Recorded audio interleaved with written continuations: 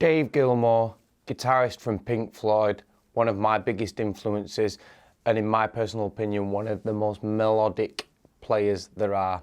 He's one of those players that you can definitely hear and know it's him without even having to see it. You can just tell on a track that it's him playing. And the reason for that is he's got many of his own stylistic traits, and he's got such a touch on the guitar that you can just tell that it's him. So from studying Dave Gilmour's playing a lot, watching a lot of his live videos, I'm going to give you a few tips on how you can help develop a few sounds to get some of the sounds that he gets on the guitar.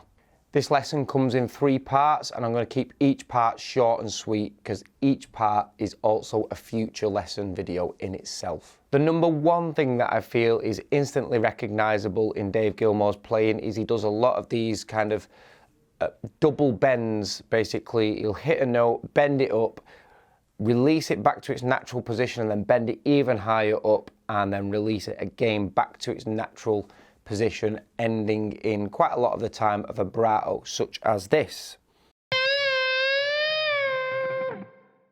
These bends are very identifiable in the Another Brick in the Wall Part 2 solo. He does quite a few of them. And the trick behind them is bend up a tone or a semitone depending on where you are within the scale that you're playing. Release it back down. If you've bent up a semitone, then the next bend that you need to do is going to be 3 semitones up from the note that you're actually starting on. After it, so bend 1 would be a semitone up, release, and then 3 semitones up. And then the other one would be bend a tone up, and then release and bend up 2 tones. So quite a big bend on that one, depending on where you are in the scale. So the one that would be a semitone into 3 semitones would sound like this. And the one that would be a tone into 2 tones would be like this. A little bit higher. Part number 2 of Dave Gilmour's playing that I feel makes him extremely identifiable, and I suppose this applies to a lot of players because it's a real important part of playing, but it's vibrato. Now, Dave Gilmour, from studying quite a lot, uses a lot of left-hand vibrato and right-hand vibrato, so he does actually do quite a lot of bar vibrato. However, his bar vibrato is very subtle. It's not like a wild bar vibrato that he uses. It's very subtle and very nicely done.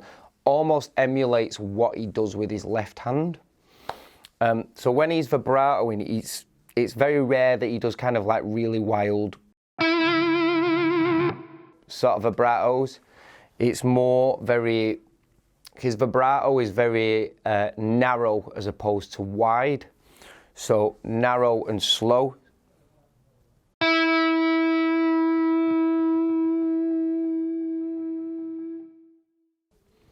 And then a lot of the time when he uses right-hand vibrato, he emulates a very similar sort of thing.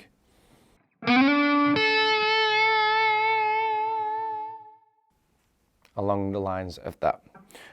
A good way of practicing it is just take like a couple of pentatonic notes, hit a note, and then hit a second note after it and try and vibrato with your left. Then try and do the same thing with your right hand, so your bar vibrato. So with the left.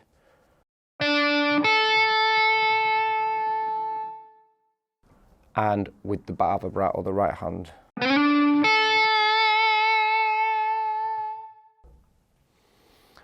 Keep it narrow, the vibrato, and just practice doing it slow. And practice a narrow, fast vibrato as well.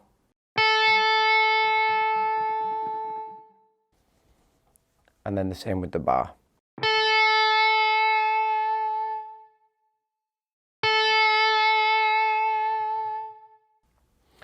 And just so you know, with the bar, I am literally just tipping it as well.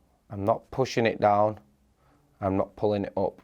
Just rocking on it very, very, very softly. Finally, the last part of Dave Gilmour's playing that I feel really makes his playing identifiable is space, and it basically means that don't try cramming loads of notes into something. So if you actually listen to his playing, he doesn't shred. He lets his notes sing and ring, and this ties in with kind of the bends and the vibratos anyway. So you want a note to sing out, ring out, let it be heard loud and clear. Just remember, less is more when you're playing some lead, don't worry about trying to travel from here to here, back to here, back to here, because he very, very rarely does that. In fact, he doesn't really do it. Just let the notes sing over the top of the chords that you're playing over. So if you're playing something, allow it to ring out.